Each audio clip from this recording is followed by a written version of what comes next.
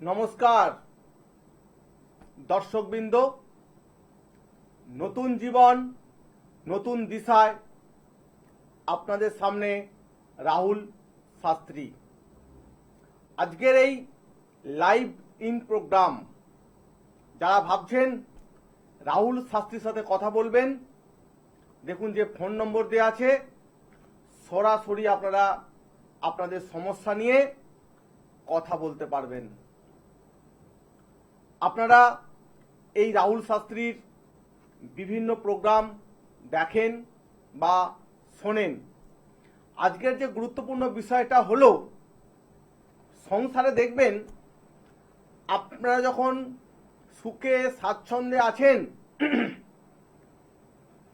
আপনাদের উন্নতি হচ্ছে, ঠিক সেই সময় দেখা যাচ্ছে কেউ যেন আপনাদেরকে টেনে নামানোর চেষ্টা করছে। দর্শকবৃন্দ,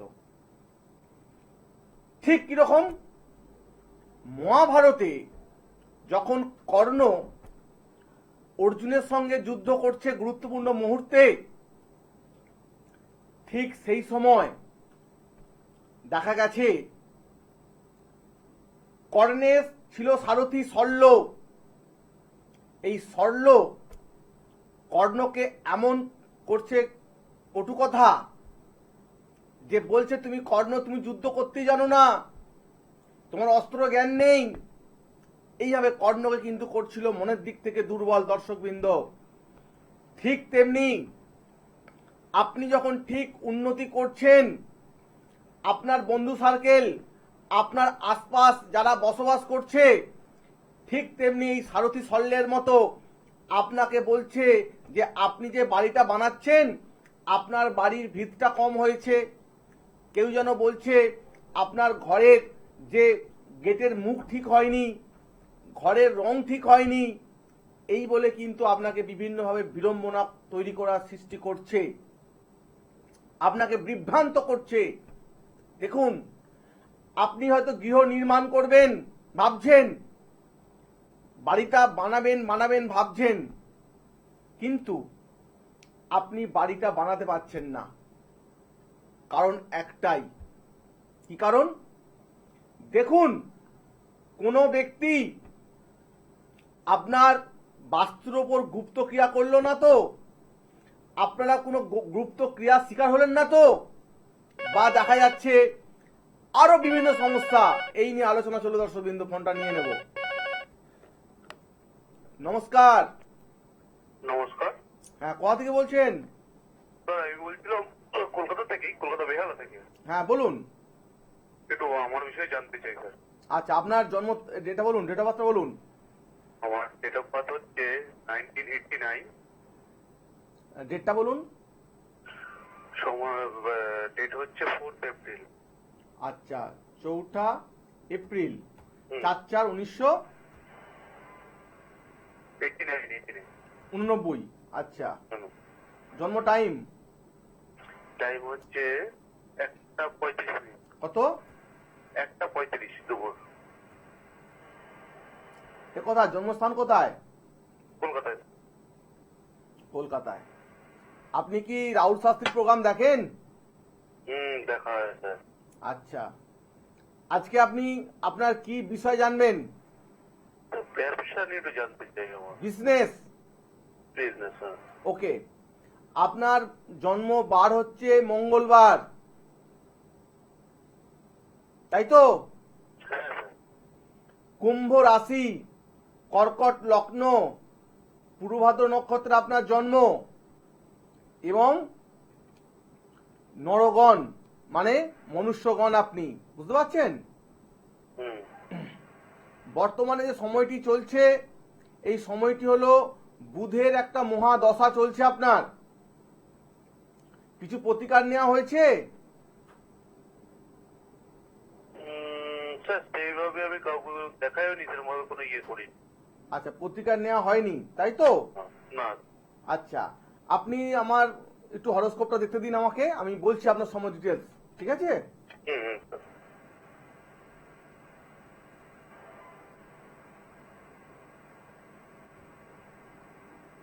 দেখুন একটা কথা বলি আপনাকে, আপনার জীবনে আছে গ্রহণ যোগ, বুঝতে পারছেন? হুম। এই গ্রহণ যোগ থাকার কারণে আপনি যা কিছু করতে যাচ্ছেন টার্নিং জায়গায় যেন আপনি কোথাও যেন পিছিয়ে পড়ছেন, তাই তো? একদম একদম একদম। এই গ্রহণ যোগ কিন্তু যদি আপনি খণ্ডন না করেন তাহলে কিন্তু আপনাকে বিভিন্ন ভাবে ব্যাঘাত আসতে পারে আপনার জীবনে, বাধা আসতে পারে আপনার জীবনে, শরীর খারাপ করলেও ভালো হতে চাইবে না, দাম্পত্য জীবনে সমস্যা তৈরি করবে, বিভিন্ন জায়গায় কিন্তু আপনাকে গ্রহণ তৈরি করবে আপনার জীবনে, বুঝতে পারছেন? আচ্ছা। আমি একটা কথা বলবো, আপনার যাকে ভালো মনে হবে একটু আপনি দেখিয়ে নিন, কিন্তু খুব ভালো হবে, বুঝতে পারছেন? আচ্ছা। কারণ এখানে আপনার গ্রহণ যোগটাই ডিস্টার্ব করছে আপনাকে। চেষ্টা করছি, ইনভেস্ট আমি করে পারি, কিন্তু সেইভাবে কোনো কিছু করতে পারি। তাহলে একটা কথা বলুন, রাহু কি করে? রাহু চন্দ্রগ্রহণ সূর্যগ্রহণ করে, তো রাহু আপনাকে পুরো গ্রাস করে নিচ্ছে, তার জন্য একটু প্রতিকারের প্রয়োজন আছে, বুঝতে পারলেন? আচ্ছা আচ্ছা ভালো থাকবেন। আচ্ছা। ধন্যবাদ। দর্শকবৃন্দ, যে বিষয়টা নিয়ে আমি আলোচনা করছিলাম, যে এই যে বর্তমান সময়ে আপনি যখন আপনার সন্তানকে দিচ্ছেন উচ্চশিক্ষা, ঠিক চাকরি পাবে, ঠিক সেই মুহূর্তে দেখা যাচ্ছে আপনার ছেলে যেন কোথায় বাধা, আপনার ছেলে চাকরি পায়নি, আপনি একটা তো ব্যবসা নতুন করে খুলে দিচ্ছেন বা দোকান করে দিচ্ছেন, দোকানটা কিছুদিন চলার পর দেখা যাচ্ছে দোকানটা আপনার ছেলের মন্দা কেন, এবং দেখা যাচ্ছে যে আপনি গৃহ নির্মাণ করা শুরু করেছেন, ঠিক কিছু দূর উঠে আপনার গৃহটা নির্মাণ হচ্ছে না, কোনো কারণে আপনার গৃহ নির্মাণ হচ্ছে না কেন, এ সংক্রান্ত আলোচনা চলবে দর্শকবৃন্দ। নমস্কার। নমস্কার, আমি বসিরহাট থেকে বলছি। আচ্ছা, বসিরহাট থেকে বলছেন, তো আজকে আপনি কার সম্বন্ধে জানবেন? মেয়ের সম্বন্ধে। মেয়ের সম্বন্ধে। রাহুল শাস্ত্রীর প্রোগ্রাম কি দেখা হয় না প্রথম দেখছেন? না, আমি দু একবার দেখি। আচ্ছা, আপনার মেয়ের জন্ম তারিখটা বলে ফেলুন। 11/4/1997। টাইম? রাত্রি 9টা 50। জন্মস্থান কোথায় মেয়ের? বসিরহাট। আচ্ছা, মেয়ের আপনি কি বিষয় জানবেন? কেরিয়ার। কেরিয়ার। মেয়ের লেখাপড়া কত দূর? Secondary pass. Higher pass. আপনার মেয়ের জন্ম সময় কি বললেন? 9টা 50 সকাল তো? রাত্রি। রাত্রি বলেছেন। আচ্ছা, ধরুন ফোনটা একটু, রাত্রি বলেছেন, পিএম। আপনার মেয়ের জন্মবার হচ্ছে শুক্রবার, হ্যাঁ হ্যাঁ, শুক্রবার। বৃষ রাশি, বৃশ্চিক লগ্ন, রোহিণী নক্ষত্রে জন্ম আপনার মেয়ের, এবং নরগণ। আপনার মেয়ের কি বিবাহ যোগাযোগ করছেন? হ্যাঁ, বিয়ে হয়ে গেছে। বিয়ে হয়ে গেছে, ভালো কথা। তো এখানে আপনার মেয়ে জানতে চান কেরিয়ার নিয়ে, তাই তো? হ্যাঁ হ্যাঁ। আচ্ছা, ধরুন ফোনটা। আপনার কন্যার বর্তমানে চলছে বৃহস্পতির মহাদশা। এই বৃহস্পতির মহাদশা থাকলে কি হবে? ওর বৃহস্পতি যাচ্ছে নিচস্থ, তাই ভালো কিছু হচ্ছে না। এই আমাদের যেমন প্রেসার, শরীরে যে প্রেসার থাকে হাই বা লো, দুটোই ক্ষতি। আপনার মেয়ে বৃহস্পতির দশা, কিন্তু বৃহস্পতির যে দশায় যে উন্নতি বা একটা সরঞ্জাম কিছু কেনা, বাড়ি করা, কিছুই কিন্তু হচ্ছে না আপনার মেয়ের, তাই তো? হ্যাঁ হ্যাঁ। এই জায়গায় বাধা হয়ে আছে। একটু দেখে নিই হরোস্কোপে আপনার মেয়ের কি সমস্যা আছে। লাইনে থাকুন আপনি। 3 নম্বর ঘরে বৃহস্পতি আছে, পঞ্চমে আপনার দেখাচ্ছে মেয়ের রবি শনি কেতু। দাম্পত্য জীবন কেমন যাচ্ছে মেয়ের? ঠিকঠাক আছে। হ্যাঁ, হ্যাঁ, ঠিকই আছে। ঠিকই আছে তো? হ্যাঁ। আচ্ছা, কারণ আপনার মেয়ে দেখাচ্ছে একটু আইনি সমস্যা, বুঝতে পারছেন? যে কোনো জায়গা জমি সংক্রান্ত বিষয় বা যে কোনো বিষয়ে কিন্তু আইনি সমস্যায় আসবে আপনার মেয়ের জীবনে। কারণ এটা একটা হরোস্কোপে দেখাচ্ছে মেয়েকে একবার পুলিশি ঝামেলায় আসতেই হবে। তার আগে যাকে ভালো মনে হবে একটু প্রতিকার করিয়ে নেবেন। যেহেতু পঞ্চমে শনি আছে, যেটা করতে হবে, হ্যাঁ কি বলছেন? হ্যাঁ বলুন। যেহেতু পঞ্চমে শনি আছে, যেটা করতে হবে আপনার মেয়ের, সেটা হলো আপনার মেয়ে যখন কোনো দোকানে গিয়ে যদি লোহার কোনো জিনিস কেনে, লোহা বা তামার জিনিস, ডিরেক্ট দোকানদারের হাত থেকে যেন না নেয়। পেরেক আমরা কিনতে দোকানে আনতে যাই, পেরেক বা কোনো স্টিলের বা লোহার কোনো জিনিস তো কিনতে হয় আমাদের, তাই দোকানদারের হাত থেকে সরাসরি দ্রব্যটা না নিয়ে দোকানদারকে বলবেন নিচে রাখতে বা রাখতে, তারপরে মেয়ে উঠাবে জিনিসটা। বুঝতে পারছেন? তাহলে ভাগ্যে কিন্তু বিড়ম্বনা তৈরি হবে। আর একটা কথা বলি আপনাদের, মেয়ের কিন্তু চাকরির জায়গায় কিন্তু দেখাচ্ছে অনেক বাধা। বুঝতে পারছেন? চাকরির ঘরে কিন্তু অনেক বাধা দেখাচ্ছে আপনার মেয়ের। সেক্ষেত্রে কি বলবো, আপনাদের যাকে ভালো মনে হবে একটু কিন্তু আপনারা দেখিয়ে নেবেন। আচ্ছা, ও কি পুলিশের লাইনে কি চেষ্টা করবে? পুলিশের লাইনের চেষ্টা করার বয়সটা আছে? হ্যাঁ আছে তো, ওবিসি তো আছে।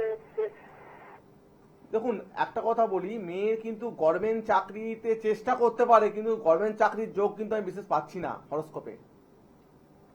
শাস্ত্রের একটা কথা আছে, চেষ্টা করো পাইলে পাইতে পারো অমূল্য রতন। ঠিক আছে? চাকরির জায়গাটা, গভর্নমেন্টের চাকরির জায়গা কিন্তু খুব কম দেখাচ্ছে। তাই আপনাদের যাকে ভালো মনে হবে একটু দেখিয়ে নেবেন, আপনার মেয়ে প্রতিকার দেবেন, একটা গভর্নমেন্ট চাকরি না পেলেও আর ভালো কোনো কাজের সাথে যুক্ত হতে পারবে। বুঝলেন? আচ্ছা, ভালো থাকবেন। আর সুপ্রিয় দর্শকবৃন্দ, যারা আপনার রাহুল শাস্ত্রীর সাথে যোগাযোগ করতে চান, এই রাহুল শাস্ত্রী পাবেন কোথায়? পাবেন আরামবাগের চেম্বার, তারকেশ্বরের চেম্বার, আর পাচ্ছেন কলকাতার দক্ষিণেশ্বরের চেম্বারে পাচ্ছেন। যারা ভাবছেন রাজ্যের বাইরে আছেন, দূরে আছেন, কি করবেন, আপনারা করতে পারবেন অনলাইন কনসাল্ট। এই অনলাইন কনসাল্টের মধ্যে আপনারা কিন্তু আপনাদের সমস্যার বাড়িতে বসে সমাধান করতে পারবেন। ফোন নম্বরটি হলো 8334995193, আরেকটি হলো 8335835193। দর্শকবৃন্দ, যে কোনো একটি ফোন নম্বরে ফোন করে আপনারা যোগাযোগ করতে পারবেন। এই রাহুল শাস্ত্রীর প্রোগ্রাম মানেই নতুন জীবন, নতুন দিশা। যে দর্শকবৃন্দ বিষয় নিয়ে আলোচনা করছিলাম, দেখবেন আপনার বাড়ির যে ছাত্র বা ছাত্রী প্রথম জীবনে দেখা যাচ্ছে খুব ভালো পড়াশোনা করছে, স্কুলে ফার্স্ট সেকেন্ড হচ্ছে, রেজাল্ট করছে, আপনাদের খুব ভালো লাগছে, হঠাৎ দেখা যায় সেই ছাত্র বা ছাত্রীর মধ্যে আর নাম্বার ভালো পাচ্ছে না। কারণ কি? আপনারা খুব চিন্তিত হয়ে পড়ছেন যে ছেলেটা পড়াশোনায় ছিল অ্যাটেনশন, এখন সে মোবাইলে হয়েছে আসক্ত। কি করলে আপনার সন্তান ভালো হবে, তার জন্য একটিবার আসছে আপনার সামনে রাহুল শাস্ত্রী। অবশ্যই যারা আছেন বিদ্যার্থী, আমি একটা কথা বলবো, পরীক্ষা দেওয়ার ঠিক দিন 15 আগে কি 1 মাস আগে আপনারা সবুজ যে বডি কলম হয়, এই কলম আপনারা কিন্তু নিয়ে আসবেন, যেন ব্লু কালি হয়। এটা আমি মন্ত্রভূত করে দেবো, এই পেনে আপনারা কলমে পরীক্ষা দেবেন, তারপরে দেখবেন এই মন্ত্রভূত কলমের কি মাহাত্ম্য আছে। অনেক ছাত্রছাত্রী আসেন পরীক্ষার আগে, তাদের এই কলমে তারা পরীক্ষা দেয়, তারা ফোন করে বলে যে স্যার আগে যে নম্বর আমরা পেতাম তার থেকে কিছু নম্বর আমাদের বেড়েছে। এই যে একটা মন্ত্রভূত কলম, যেটা আমার গুরুর থেকে শেখা, সেটা আমি আপনাদের কাছে আমি দিতে পারবো, যেটা করলে আপনাদের একটা ভালো মার্কস পাবেন। তাই যারা বিদ্যার্থী আছেন তারা অবশ্যই যোগাযোগ করবেন। দেখুন ফোন নম্বর দেওয়া রয়েছে এবং চেম্বারও লেখা রয়েছে। একটা ফোন নিয়ে নেব। নমস্কার। হ্যালো, নমস্কার। হ্যাঁ, কোথা থেকে বলছেন? আমি জলপাইগুড়ি থেকে বলছি। বাহ, জলপাইগুড়ি থেকে বলছেন। হ্যাঁ বলুন, আপনি কার সম্বন্ধে জানবেন? আমি আমার হাজবেন্ডের সম্পর্কে জানবো। হাজবেন্ডের জন্ম তারিখটা বলুন। 13/1/1977। রাহুল শাস্ত্রীর প্রোগ্রাম দেখা হয় না, প্রথম দেখছেন? না না, দেখা হয় মাঝে মাঝে। আচ্ছা, জন্ম টাইমটা বলুন। উম, সময় হলো দুপুর 12টা 45। জন্মস্থান কোথায়? আসাম, বঙ্গাইগাঁও। আসাম। আপনার স্বামীর জন্ম বার হচ্ছে বৃহস্পতিবার, হ্যাঁ হ্যাঁ। তুলা রাশি, মেষ লগ্ন, চিত্রা নক্ষত্রে আপনার স্বামীর কিন্তু জন্ম। আপনার স্বামী হচ্ছে দেবাড়িগণ, মানে রাক্ষসগণ।